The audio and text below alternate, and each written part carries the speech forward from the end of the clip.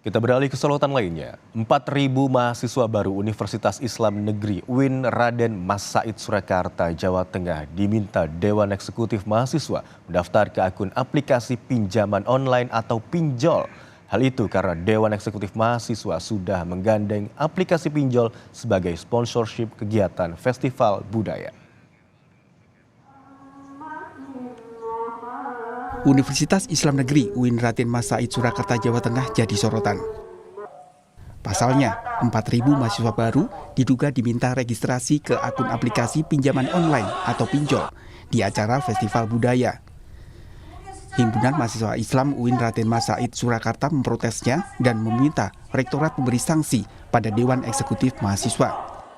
Menuntut rektor untuk memecat ketua DEMA dan memberikan sanksi seberat-beratnya. Sanksi seberat-beratnya itu adalah untuk membubarkan DEMA, Dewan Eksekutif Mahasiswa yang sudah menyeleweng terhadap aturan-aturan agama Islam. Terlebih lagi terkait dengan riba, seperti itu. Nah, untuk yang kedua, kita menuntut Rektor UIN Raden Mas Said Surakarta itu untuk memberantas pinjaman online di kalangan mahasiswa, terutama di mahasiswa UIN Raden Mas Said Surakarta. Rektor UIN Raden Mas Said Surakarta, Mudofir, mengatakan, DEMA tidak lapor ke pembina soal kerjasama sponsorship dengan pinjol untuk acara festival budaya. Terkait kejadian ini, pihak Rektorat telah mencopot Ketua DEMA UIN Raden Mas Said Surakarta. Selain itu, Rektorat juga berkonsultasi dengan OJK sebagai upaya mencari cara untuk membatalkan registrasi pinjol. Nah, sponsorship itu oleh DEMA akan digunakan oleh kegiatan di luar PPAK. Ya, misalkan oleh festival budaya dengan panggung dan seterusnya. Itulah yang kemudian menjadi celah DEMA untuk mencari sponsorship.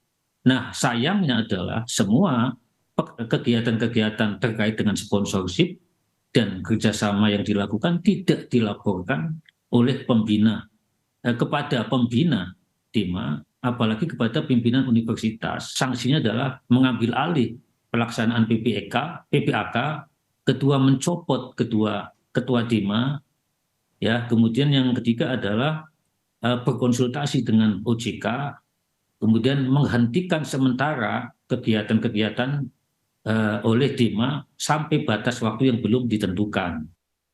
OJK menyebut banyak generasi muda yang terjerat pinjol. Hal itu karena mereka cenderung mengedepankan keinginan dan bukan kebutuhan. Ada kecenderungan anak-anak muda itu mengedepankan keinginan tetapi bukan kebutuhan. Bahkan kalau mau nonton, kemarin ramai konser Coldplay, bahkan yang tidak dapat di Indonesia menyanyi di Singapura.